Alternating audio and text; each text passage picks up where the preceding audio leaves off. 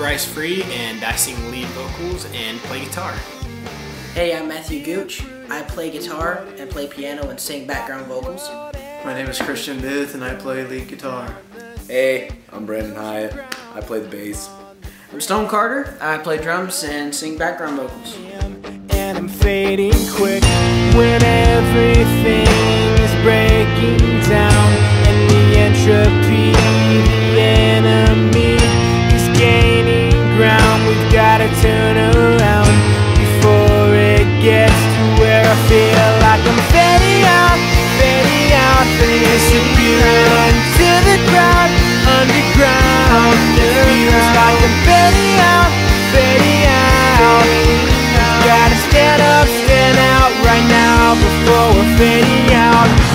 Okay, so, Christian, what's going on? Stone's about to kill us 3 times. Stone's gonna kill us. Stone's driving right there. We talked Stone into driving. Matt, what do you have to say? I've been terrified for the past 3 hours of my life. You're a liar. Okay, Matt, do you want to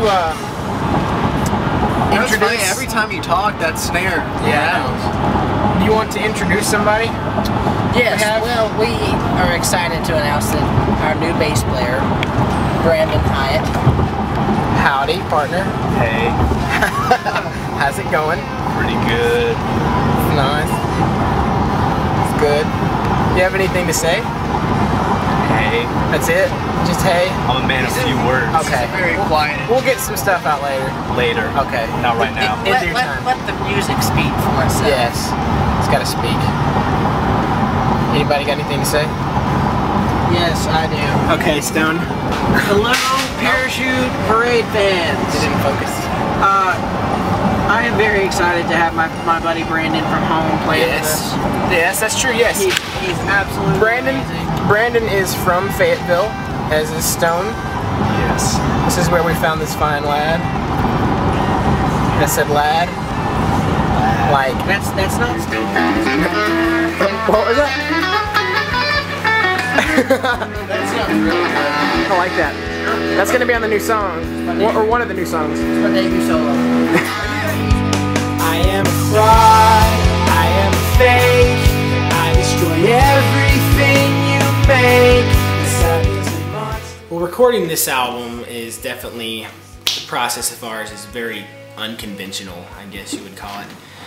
You know, most bands, you know, signed to a label or independent, they're going out and renting a studio in Nashville or LA or New York or something like that, and we're in the hills of Dahlonega, Georgia, and so it's definitely not the most conventional way of doing this, and we're cutting vocals in a bedroom, drums in a bedroom, got amps stuffed in a closet with clothes in it, you know, and so it's just, it keeps things light.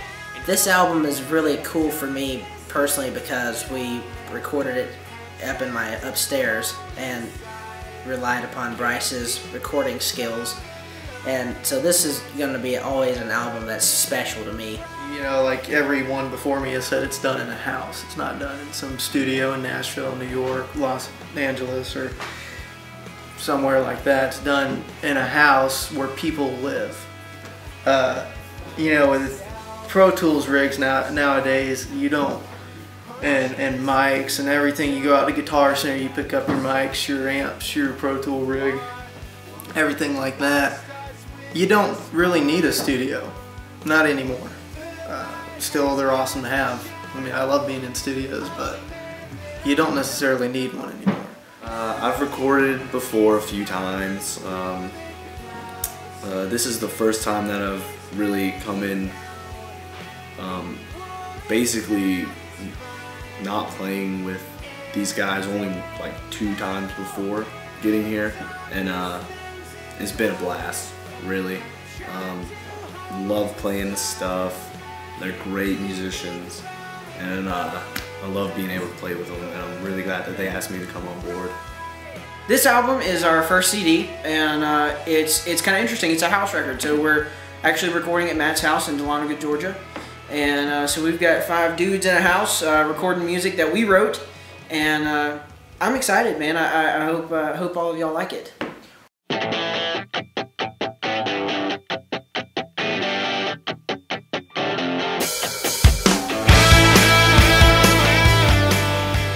favorite song out of this new batch of the 5 songs that we've recorded this week is probably Fatal Flaw. It's a totally different direction for us because we're very guitar driven, and it's usually just, you know, a wall of guitars because you got three guitar players. And so we really wanted to have, we had this delicate acoustic song. You know, Christian brought me this idea of this guitar riff, and it just took off from there. And it was just the fact that we just wanted to surround it with something besides what people expected from us. So Matt tracked piano with the grand piano he has right here in his living room. We have strings on it. It's just a totally different production phase for us, as opposed to tracking a wall of guitars and all that going on. So it was definitely a nice change of pace. My favorite song overall from the whole album is probably Anti-Conformity. The reason being probably mostly because that is the oldest song. Little does anybody know that I actually wrote that 4.5 years ago. Before we were ever banned, I had that song sitting around. I wrote that in a 10th grade Spanish class, as a matter of fact. So it shows what I was paying attention to. But you know, it was one of those things that I had it sitting aside, and when we formed the band, it was one of those, I was like, wait a second, I've got this song.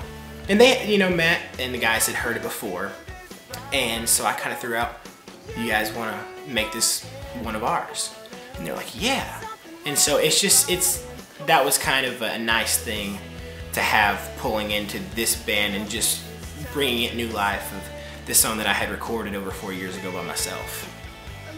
My favorite song to play live is probably Love Revolution. It's just raw energy. I don't know what it is about that song, it just drives. It's so catchy and it's melodic, it's fun to sing, it's challenging for me because it's up there. And so I always like a challenge. I don't want to have to just sit back and, you know, do my thing. So it's nice to push the envelope a little bit. With this new batch of songs that we have, I would probably say I really like Real Politic because of its stance with government and, you know, follow the Bible with who you vote for and the stance that you should have when you vote.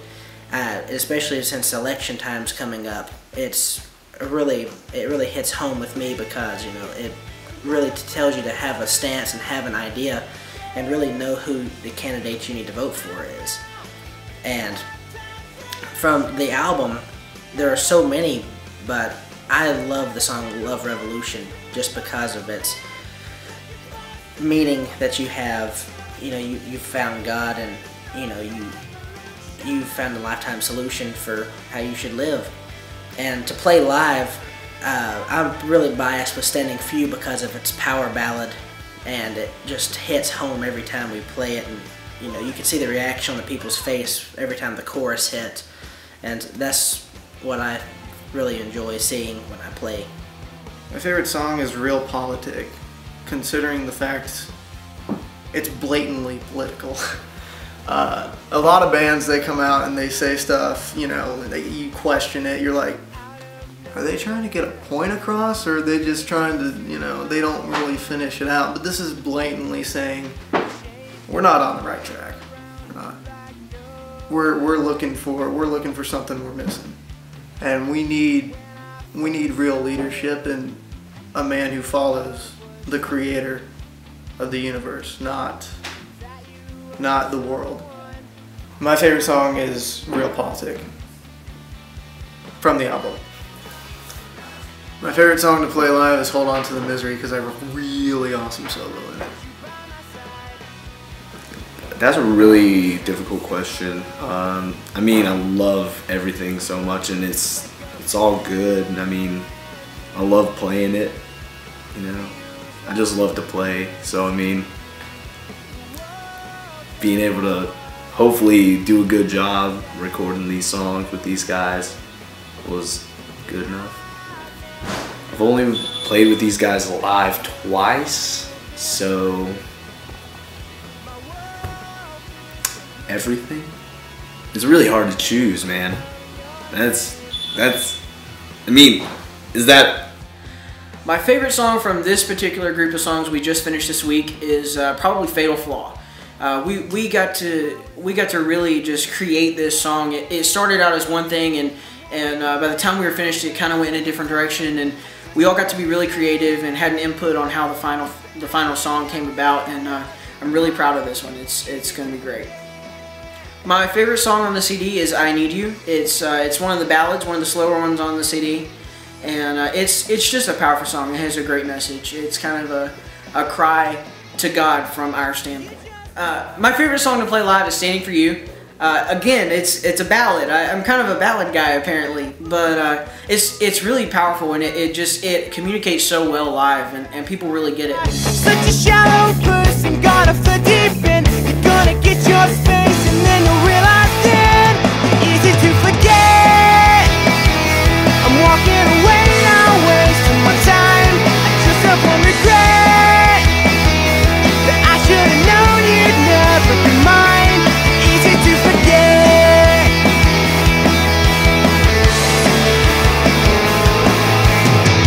This isn't for now, this is for good. Ran away from it all, I should have known you would. Give me back all the things that didn't said. Wasted all on you, but that's the one I'm dead. Easy to forget. I'm walking away now, wasting my time. I just have one regret. I should have known you'd never be mine. Easy to forget. The title of our very first record is Love, Life, and Color. And that's actually a line from one of the new songs called Fading Out.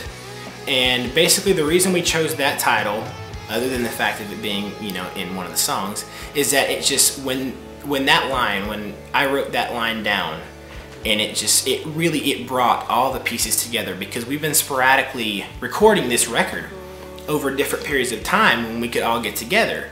You know, we did one half back in December, and we did three other songs before Stone and Brandon had even joined the group, and we've actually re-recorded those now to kind of really bring those back and freshen them up so they really feel more cohesive with the entire album.